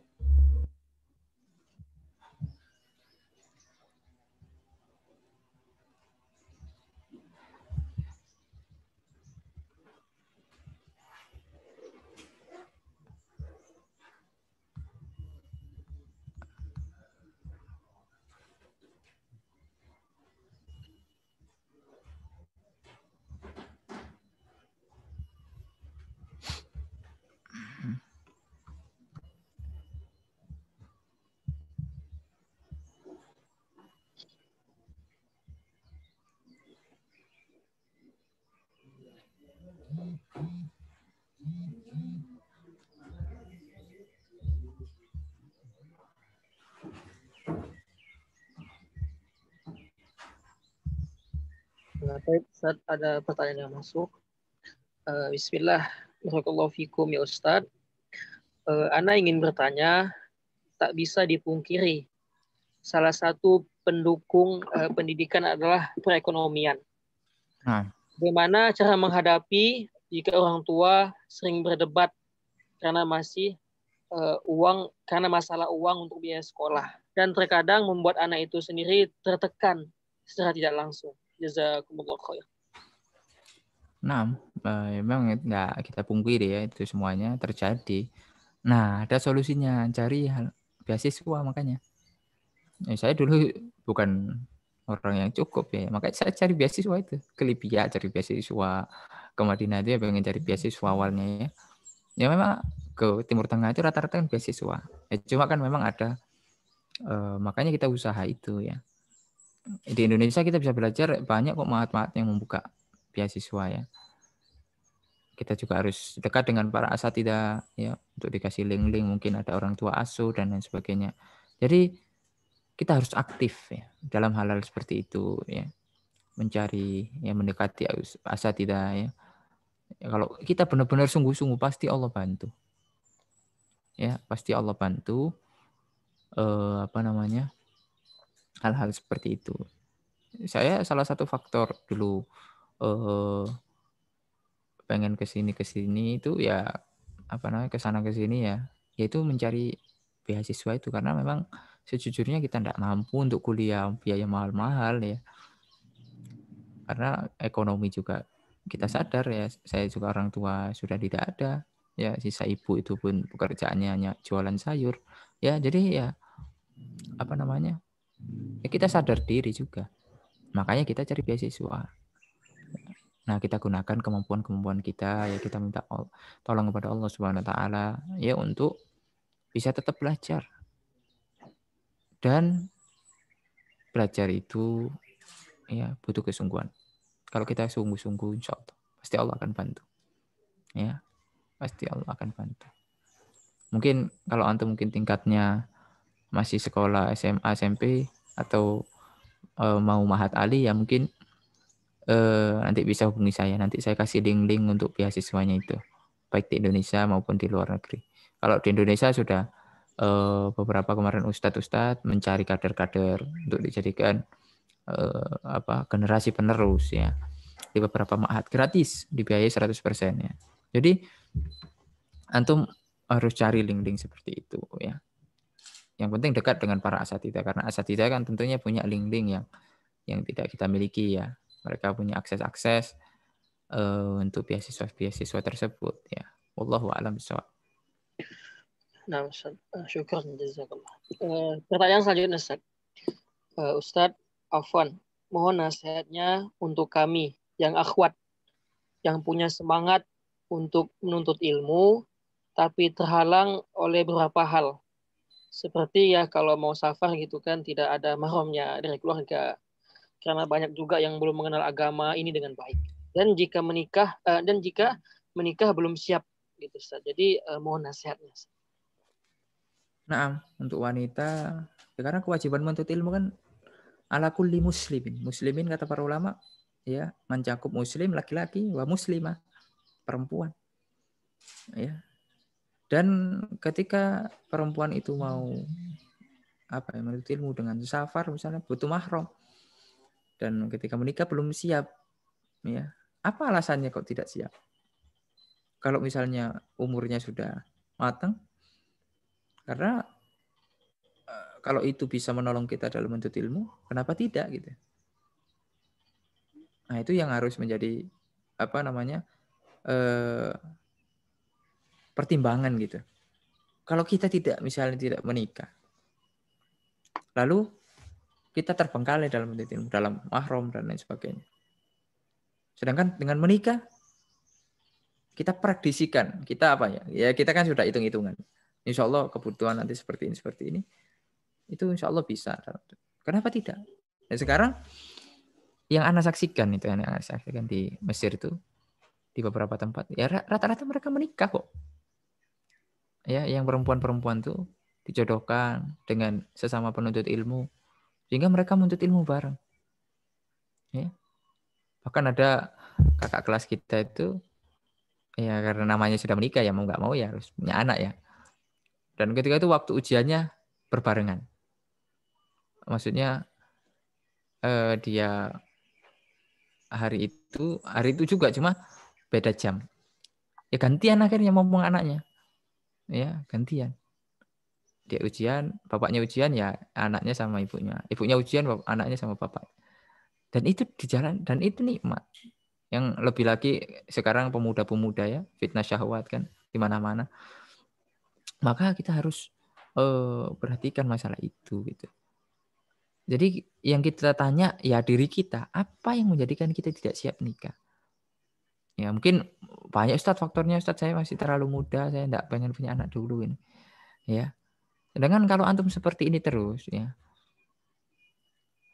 tidak bisa menuntut ilmu misalnya. Makanya ya kalaupun memang tidak mau nikah dulu ya sudah menuntut ilmu di tempat yang mungkin terjangkau saja. Ya, terjangkau dekat ya. Mungkin bisa diantar orang tua, habis itu ditinggal lagi. Ya itu tidak masalah. Atau ikut kajian-kajian ya memang bukan jaraknya safar ya. Kayak kita misalnya jarak cuma 10 menit di masjid-masjid, ya itu kan masih bisa. Dan sekarang menuntut ilmu kan sudah tak terpisahkan dengan ruang. Ya. Bahkan banyak sekarang kan akhwat-akhwat itu, kebetulan juga saya lagi membina kuliah online itu ya, penasehat ya di kuliah online di Mesir ya. Itu banyak ikut akhwat itu S1 itu. Ada yang berbayar itu di yang di Gambia itu Afrika. Itu persatanya banyak akhwat. Mereka kan belajar juga. Nah, jadi bisa dijadikan opsi kuliah online ya. Meskipun kita tetap harus cari guru yang offline ya. Ya di wilayah kita, di lingkungan kita. Ya semoga ada gitu. Sekarang alhamdulillah dakwah sunnah ini sudah tersebar di seluruh kota. Insya Allah lah. Kalau misalnya belum tahu ya cari tahu informasinya. Misalnya di kota apa, mungkin ditunjukkan ini ma'hadnya nih. Ini ada kajian-kajian di sini. Ya. Nah sekarang kan ada media sosial mempermudah kita. Nah itulah ya. Jadi tetap semangat. dan kita minta pertolongan dari Allah Subhanahu wa taala. Agar tetap kita semangat dalam menuntut ilmu, ya, karena menuntut ilmu itu bagian dari jihad, ya. Jihad fisabilillah, ya, kerja di jalan Allah Subhanahu wa taala untuk mengangkat kebodohan dari diri kita. Wallahu a'lam. Nah, Ustaz, beberapa pertanyaan lagi, yaitu Bismillah. Karena saat ini merasa kurang sekali dalam menuntut ilmu dan seperti ya bermalas-malasan dalam menuntut ilmu. Bagaimana agar hati ini selalu ingin menuntut ilmu? Ustaz, mohon nasihatnya. Naam, kalau kita sudah mulai malas-malasan seperti itu, ya ingat lagi tujuan kita. Ingat lagi tujuan kita. Tujuan kita itu adalah meraih surga Allah Subhanahu wa taala. Allah Subhanahu wa taala menjanjikan kita derajat yang tinggi bagi orang-orang yang selalu menuntut ilmu. Nabi Muhammad SAW bersabda, "Man salaka tariqan yaltamisu fihi ilman, sahhalallahu lahu bihi tariqan ilal jannah." Barang siapa yang berjalan dalam rangka menuntut ilmu, maka Allah Subhanahu wa taala akan mudahkan jalannya menuju surga. Ingat ya ikhwan, kehidupan kita ini singkat. Ya, memang ada saatnya kita futur, itu ada saatnya. Ya, itu sudah disebutkan dalam sebuah hadis Rasulullah SAW. Ya, setiap masanya, setiap semangat itu ada fatrah. Ya, inna likulli syirratin fatrah. Setiap masa semangat ada futurnya. Faman kanat fatratuhu ila sunnati faqad ihtada. Kalau futurnya itu kepada sunnah, kepada amalan-amalan sunnah yang lain, dari satu amalan ke amalan yang lain, misalnya bosan apa, bukan bosan ya, apa, jenuh ya menuntut ilmu, ngafal Quran terus, ya kita cari sunnah yang lain. Misalnya kita tafakkur, jalan-jalan ke pantai dengan mentadaburi ya ayat-ayat Allah, atau bermain bola misalnya. Ya, kita beralih kepada hal-hal yang bukan maksiat ya. Faman kanat fatratuhu ila ghairi dzalik faqad halak. Barang siapa yang futurnya, malas-malasnya itu kepada selain sunnah atau hal-hal yang dimurkai oleh Allah, maka dia akan binasa. Misal dia futurnya apa? Main apa, atau nonton-nonton hal-hal yang kurang bagus ya. Jadi itu dia akan binasa. Kita tidak pungkiri bahwasanya futur itu ada, dan kita arahkan futur itu ke hal-hal yang positif, ke hal-hal yang tidak bertentangan. Misalnya bisa jalan-jalan, bisa mandi di pantai, bisa naik gunung. Ya. Hal-hal yang tidak melalaikan atau hal-hal yang mubah. Hal-hal yang mubah. Ya. Ingat tujuan kita dan bertemanlah dengan orang-orang soleh. Karena ketika antum futur dan berteman dengan orang-orang soleh, pasti akan diingatkan. Berbeda ketika antum berteman dengan orang-orang tidak soleh. Pasti futur antum didukung. Udahlah, ngapain belajar lagi? Ya, kayak mau jadi kiai aja. Itulah. Ya, syaitannya seperti itu. Ya, kita belajar bukan untuk jadi kiai, tapi untuk bisa menjadi hamba Allah yang benar, hamba Allah yang selalu tahu akan hakikat diri kita, bahwasanya kita diciptakan untuk ibadah kepada Allah. Ya. Nah, itulah ingat tujuan berteman dengan orang-orang soleh. Ya. Wallahu a'lam. Nah, Ustaz, pertanyaan selanjutnya, bagaimana menumbuhkan minat dalam membaca? Nah, ada suatu kitab yang bagus itu, Al-Musyawwiq ilal Qiraah. Ya, Al-Musyawwiq ila al-Qiraah. Nah, itu apa? Menumbuhkan sifat, membuat rindu, Al-Musyawwiq itu membuat rindu untuk kita terus membaca. Jadi ya kita harus cinta dulu. Ya, sesuatu itu tumbuh dari cinta. Ya. Kita harus cinta dulu buku itu, ya, bacaan-bacaan itu. Kalau kita tidak cinta ya males. Baru buka satu lembar ngantuk. Jadi kita harus cinta dulu. Lalu kita juga harus ya, kita dalam membaca harus baca mukadimah, dan yang paling penting kita baca adalah mukadimah dan daftar isi. Nah, itu agar kita semangat. Nanti selanjutnya itu isinya apa sih gitu. Jadi kita tidak penasaran. Jadi memang kita betul-betul rindu untuk membaca. Dan kita lihat motivasi apa namanya? Bagaimana para ulama dahulu gitu. Saya sempat ada tulisan itu. Mungkin ini yang bertanya bisa hubungi saya nanti. Panduan menulis buku untuk pemula. Nah, itu saya alhamdulillah sekarang lagi proses terbit. Kemarin sudah turun ISBN-nya. Jadi bagaimana kita bisa menulis buku? Dan salah satu poinnya saya sebutkan di sana. Sebelum orang bisa menulis buku itu pasti dia membaca. Dan saya sebutkan kisahnya Imam Ibnul Jauzi. Imam Ibnul Jauzi itu luar biasa. Ya. Jadi ada yang dijuluki bapak penulis dunia atau bapak penulis dalam Islam. Imam At-Tabari. Imam At-Tabari sebelum menulis ribuan jilid itu ya mereka bacanya itu ya ribuan jilid juga. Ya, begitu juga Ibnul Jauzi. Nah, saya sebutkan di beberapa poinnya itu di awal-awal itu. Ya, makanya selain kita mencintai dulu ya, menumbuhkan rasa suka itu kita cinta dulu. Bagaimana Ustaz agar kita cinta? Enggak cinta membaca itu kadang males. Ah, itulah kita niatkan untuk ibadah ya. Daripada kita baca hal-hal yang tidak bermanfaat ya lebih baik kan kita membaca buku yang bermanfaat ya kan. Nah, itulah ya. Kemudian selain itu kita cinta dulu, niatkan untuk ibadah, lalu kita apa namanya membaca bagaimana para ulama dulu membaca. Ada juga kitab yang bagus itu. Qimatuz Zaman Indal Ulama.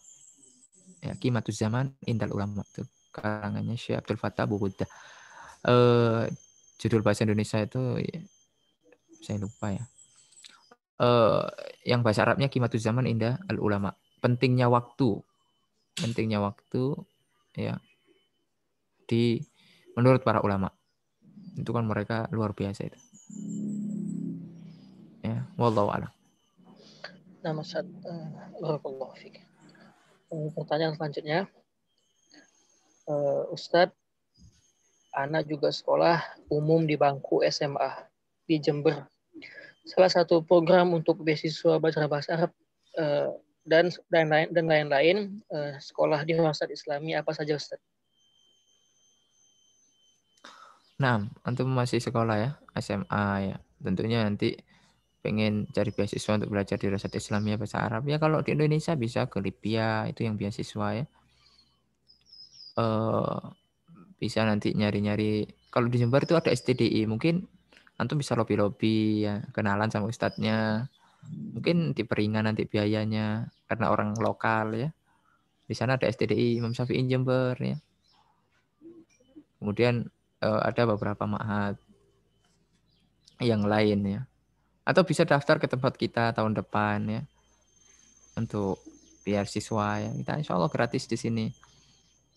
Ya bisa banyak opsi kok ya. Banyak opsi. Wallahu a'lam. Pertanyaan selanjutnya, Bismillah. Assalamualaikum warahmatullahi wabarakatuh. Izin bertanya, Ustaz.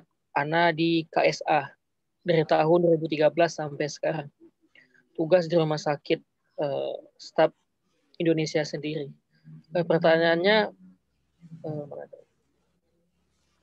di mana, Ustaz? Di Saudi buku-buku sunnah bahasa Indonesia. Tempatnya, Ustaz. KSA ya. Di ini Maktabat Darussalam. Coba itu ada terjemahan bahasa Indonesia yang dijual secara bebas di Maktabat Darussalam. Coba dicari itu ya. Di setiap cabang ada kok, di setiap kota. Ya mungkin nanti tinggalnya entah di mana.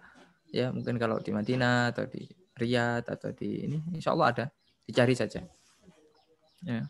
Atau solusi lain ya bisa beli di Indonesia kemudian titip jamaah yang umroh. Sekarang umroh tutup ya. Tapi alhamdulillah di Maktabat Darussalam itu setahu ada terjemah bahasa Indonesia itu. Termasuk dulu salah satu ininya dulu Dr. Erwandi itu ya yang sering beliau nulis terjemah dulu dan diterbitkan di situ. Itu menurut cerita beliau di Maktabat Darussalam karena kan beliau sempat lama di Riyadh ya. Wallahu a'lam. beberapa pertanyaan lagi ini. Bismillah. Bagaimana cara agar tetap bisa belajar ilmu syar'i sesuai syariat di balik pelajaran umum yang sangat padat, Ustaz? Nah, belajar ilmu syar'i itu kewajiban. Jadi kita harus luangkan waktu. Ya tidak harus terus-menerus. Kalau antum jurusannya umum ya, antum tetap harus ada jadwal, mungkin sepekan sekali, ya sepekan 2 kali. Memang ya tidak harus setiap hari, tapi bisa kok kita sekarang setiap hari. Misalnya antum download MP3 itu, antum bisa dengarkan terus setiap hari di sela-sela mungkin di malam hari mau tidur ya. Jadi tidak sulit sekarang. Ya. Tapi antum harus punya majelis rutin untuk ngaji-ngaji ilmu syar'i yang lain ya, sepekan sekali atau 2 pekan sekali di tengah kesibukan antum itu ya. Jangan sampai dunia melalaikan kita. Ya, karena kehidupan kita ini tujuannya akhirat bukan dunia. Wallahu a'lam. Ustaz, barakallahu fiik. Pertanyaan selanjutnya, Ustaz. Bismillah, Ustaz. Izin bertanya. Ana seorang akhwat yang berkeinginan untuk menempuh pendidikan di Madinah. Namun ketika ingin menuntut ilmu, Ana berkeinginan pula untuk menikah, tetapi dilarang orang tua untuk menikah. Ketika menuntut ilmu, boleh melanjutkan pendidikan, tetapi tidak boleh menikah, Ustaz. Bagaimana solusinya, Ustaz? Jazakallah khair. Nah, kalau menuntut ilmu di Madinah ya harus nikah, mau nggak mau. Kecuali bapaknya mau nemani jatuh di sana atau ada masnya. Karena syarat untuk kuliah di Saudi itu harus ada mahram. Dan ada di sana di Madinah itu kuliah akhwat ya, kuliah di Jami'ah Thaibah. Karena memang yang bisa untuk akhwat itu ya hanya Jami'ah Thaibah namanya. Ada beberapa akhwat kita di Indonesia, orang Indonesia di sana. Dan rata-rata mereka nikah sama mahasiswa UIM. Nah, jadi sama-sama menuntut ilmu dia. Dan itu kampusnya kan nggak jauh, dekat. Ya, nah di lobi caranya sama orang tua itu. Dulu saya juga memang dilarang nikah waktu kuliah. Saya nikah itu tadi luput diceritakan ya. Ya saya nikah itu tahun 2018. Setelah saya haji itu saya nikah. Itu saya masih semester 5 kalau nggak salah. Semester 5. Awalnya enggak boleh karena terkendala ini nanti itu ya. Orang tua itu kan khawatir, bukan orang tua itu enggak sayang sama kita, bukan. Tapi orang tua itu kan kadang khawatir anaknya enggak mampu ya. Kita buktikan saja. Kita buktikan sama orang tua, kemudian kita dekati, kita bicara pelan-pelan ya. Ya insya Allah. Lama-kelamaan orang tua itu akan luluh juga. Kalau kita bisa membuktikan, kemudian kita berprestasi misalnya, ya itu bisa ditempuh ya. Dengan bicara baik-baik. Mungkin kita harus lebih dekat lagi dengan orang tua. Ya. Wallahu a'lam. Barakallahu fiik. Pertanyaan selanjutnya. Bismillah. Assalamualaikum warahmatullahi wabarakatuh, Ustaz. Izin bertanya, Ustaz. Apa yang harus Ana lakukan untuk menghindari ikhtilat? Tapi Ana tidak bisa, Ustaz. Karena Ana kuliah di kampus umum. Mengenal hidayah sunnah setelah 2 tahun menjalani perkuliahan. Dan Ana di kampus teknik yang mayoritas laki-laki semua. Akhwat hanya bisa dihitung sama jari, Ustaz. Dan dari 42 orang di kelas, pernah waktu itu Ana sendiri yang akhwat di kelas, Ustaz. Dan saat pandemi saat ini, dosen menyuruh mengaktifkan video kamera. Ana sebelumnya sudah izin, tapi tetap Ana disuruh untuk menghidupkan kamera, Ustaz. Dan dosen tersebut juga tahu tampilan Ana yang sekarang udah berpakaian syar'i lengkap dengan niqab. Tapi Ana tetap disuruh menghidupkan kamera, Ustaz, saat kuliah daring. Mohon nasihatnya, Ustaz. Nah, bertakwa kepada Allah Subhanahu wa taala semampunya. Dan kalau untuk keluar ya mungkin susah ya. Jadi ya udah kita hindari semaksimal mungkin dan kita minta ampun kepada Allah Subhanahu wa taala atas kekhilafan kita yang kita lakukan. Bertakwa semampunya dan kita minimalisir saja. Kalau kita tidak bisa meninggalkan semuanya, kita minimalisir. Ya, kita minimalisir interaksi-interaksi yang tidak penting dengan lawan jenis. Ya, wallahu a'lam. Barakallahu fiik. Tapi pertanyaan selanjutnya, Bismillah. Assalamualaikum, Ustaz. Izin bertanya. Saya adalah akhwat berusia 20 tahun. kebetulan saya saat ini sedang kuliah dan bekerja.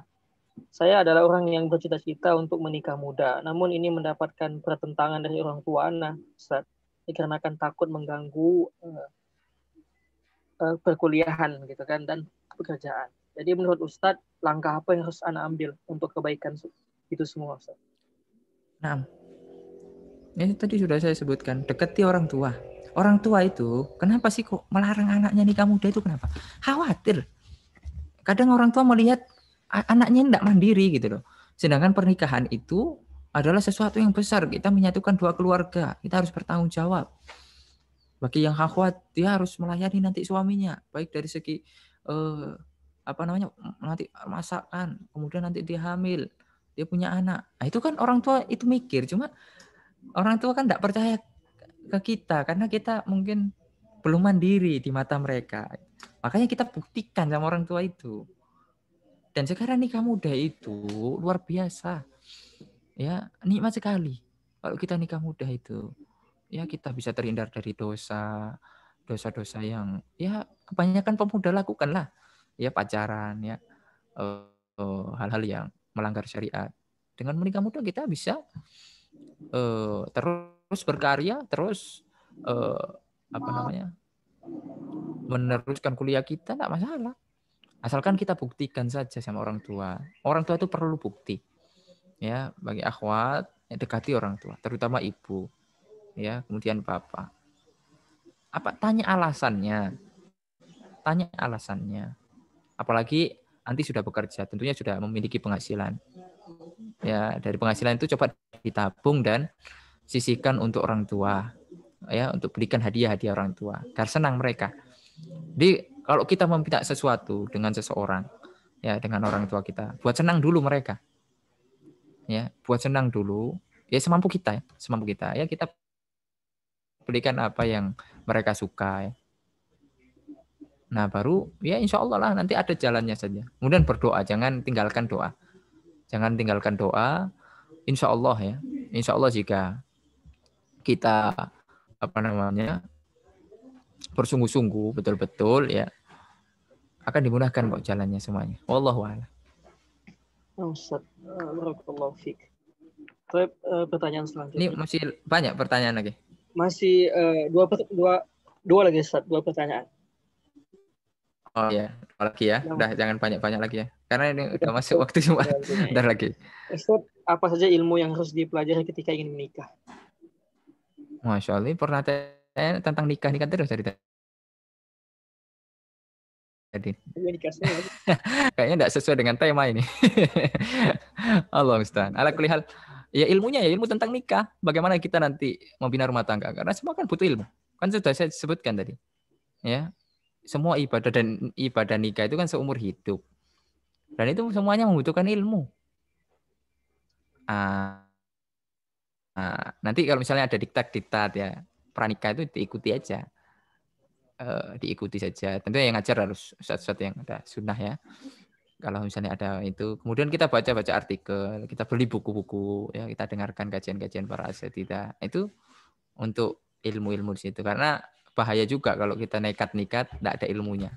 Nanti ustadz yang susah. Banyak kasus-kasus seperti itu ya. Dia belum tahu apa ilmu bagaimana tentang darah haid ya. Sehingga malam-malam itu dia telepon ustadz.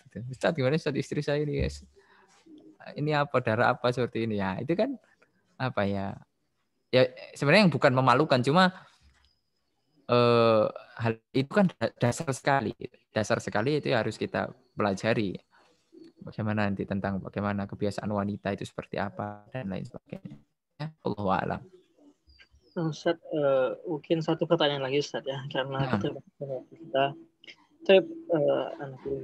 Ustaz, semoga Ustaz selalu diberikan penjagaan oleh Allah Ta'ala. Amin. Bagaimanakah cara yang baik dalam memahami kebenaran beragama bagi anak-anak muda yang masih sibuknya sekolah dan banyak mapel yang harus dikuasai. Sedangkan belajar agama sendiri adalah hal yang wajib bagi umat muslim demi keselamatan dunia dan akhirat. Jadi bagaimana meyakini para pelajar pemuda-pemudi itu awam untuk cara nasihat untuk membuat mereka memahami kebenaran. Nah, jadi kalau kita mau mengenalkan mereka para pemuda itu, enggak bisa kita langsung kenalkan dia kitab-kitab ini harus ngajinya kayak gini, enggak. Kita kasih tahu saja bahwasanya kewajiban kita kepada Allah itu beribadah, ya. Jangan lupa di kesibukan kita ini masih ada waktu untuk beribadah kita kepada Allah, ya, untuk kita menuntut ilmu agama. Minimal kita bisa tahu hal-hal yang wajib bagi kita, ya. Nah, barulah di situ nanti dia akan tumbuh ketika orang sudah tahu hal-hal yang wajib dia, ya, kepada Allah, ya, akan tumbuh dengan hal-hal yang lain, ya. Insya Allah Ta'ala. Jadi jangan tiba-tiba disuruh belajar banting setir, enggak. Ya, biar saja mereka pada bidangnya masing-masing. Cuma ada kewajiban untuk menuntut ilmu, kewajiban kepada Allah. Nah, itu jangan sampai lupa. Nah, itu yang harus kita ingatkan terus. Ya, wallahu a'lam bishawab. Ustaz, barakallahu fiik. Baik, karena keterbatasan waktu kepada ikhwah dan akhwat yang mungkin pertanyaannya belum bisa dijawab, insya Allah di lain kesempatan. Sebelum kita menutup kajian ini, ada kuis dari Ustadz. Bagi ikhwan yang ingin menjawabnya, silakan aktifkan video. Sedangkan akhwat yang ingin menjawab, silakan diketik dengan mengangkat tangan, raise hand. Fadhal, Ustadz, pertanyaan Ustadz. 3 pertanyaan ya. Sebutkan perbedaan kuliah di Mesir dan di Madinah. Sudah saya sebutkan tadi, ya.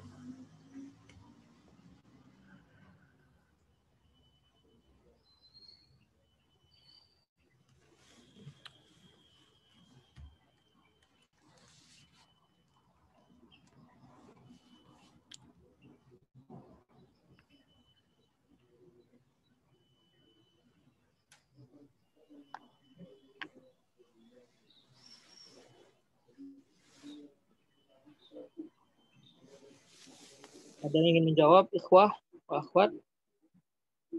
Fadhal.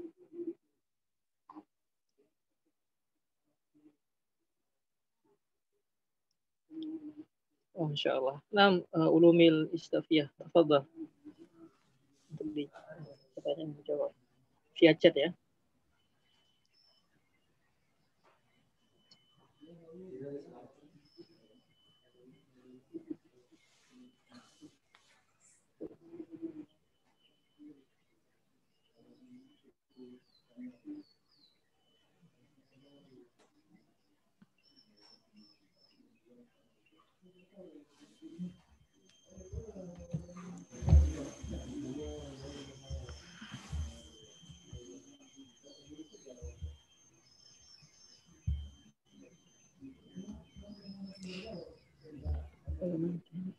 Ana bacakan jawabannya. Di Mesir beasiswanya tidak penuh, di Madinah beasiswanya penuh. Apa contohnya itu? Masa cuma itu aja? Kurang lengkap itu.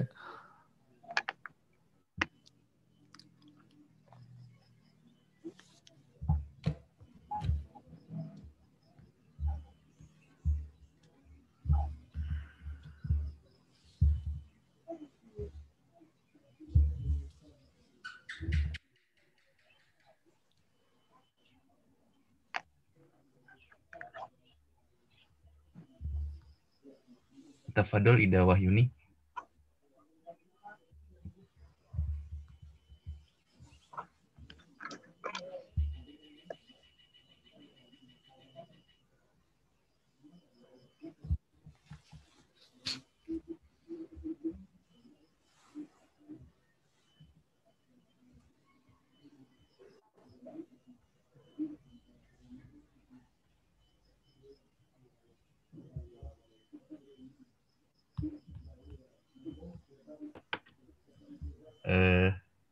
Masih dari yang tadi Ustadz, jalur masuk di Mesir itu jelas, di Madinah tidak karena ada kriteria khusus.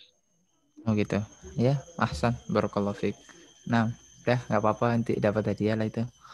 Nah, itu udah bagus jawabannya.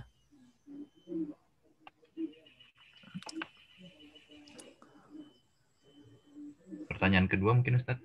Coba sebutkan 2 sahabat yang awal-awal saya sebutkan tadi yang menuntut ilmu secara mungkin berjalan selama berbulan-bulan ya ke Mesir dan ke Syam. Dua sahabat.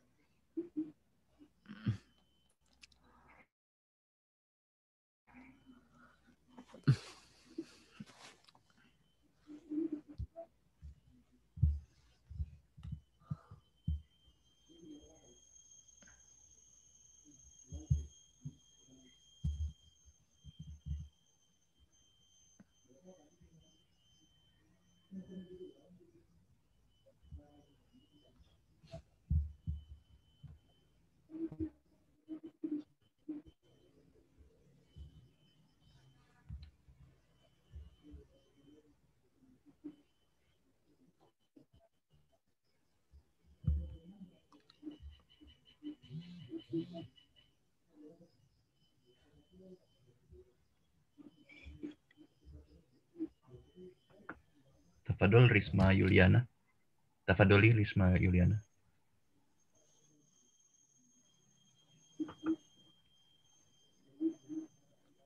Oh ya, ini ada live-nya nggak di sini? Live Facebook atau live ini IG?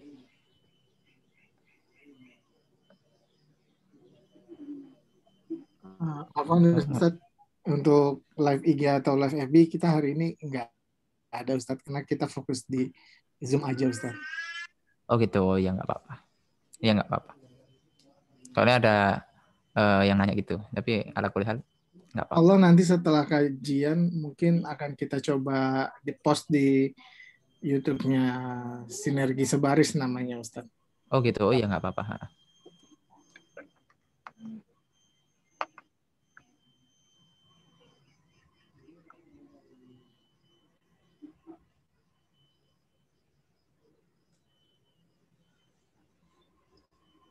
Baik Ustaz, sudah dijawab. Abu Ayub dan Jabir bin Abdullah. Ustaz. Masya Allah, Ahsan. Sahih, Masya Allah. Nah, saya. Satu lagi ya. Satu lagi Ustaz, sahih. Sebutkan apa kelebihan-kelebihan Imam Ahmad yang sudah saya sebutkan tadi.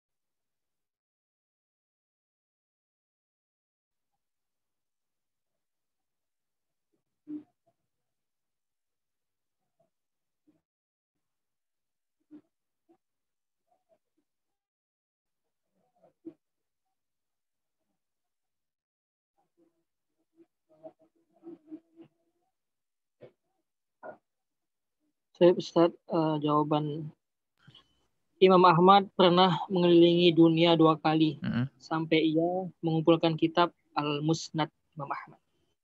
Masya Allah. Baik, Ahsan. Barakallahu fiik. Baik. Ustaz, silakan untuk ditutup. Baik, alhamdulillah ya kita sudah membahas ya tentang tema perjalanan menuntut ilmu. Ya semoga yang sedikit ini bisa bermanfaat bagi kita semuanya. Yang salah datang dari kami ya dari syaitan, yang benar datang dari Allah Subhanahu wa taala. Semoga Allah Subhanahu wa taala mengampuni dosa-dosa kita, menjadikan kita istiqomah di atas kebenaran dan kita wafat di atas kebenaran. Semoga Allah Subhanahu wa taala meridhoi segala amalan kita dan perjumpaan kita bukan hanya perjumpaan di sini, tapi semoga Allah Subhanahu wa taala memberikan perjumpaan lagi nanti di surga Allah Subhanahu wa taala. kita akhiri dengan doa kafaratul majlis. Subhanakallahumma wa bihamdika asyhadu an la ilaha illa anta astaghfiruka wa atubu ilaik. Wa sallallahu ala nabiyina Muhammad wa ala alihi wa sahbihi wasallam.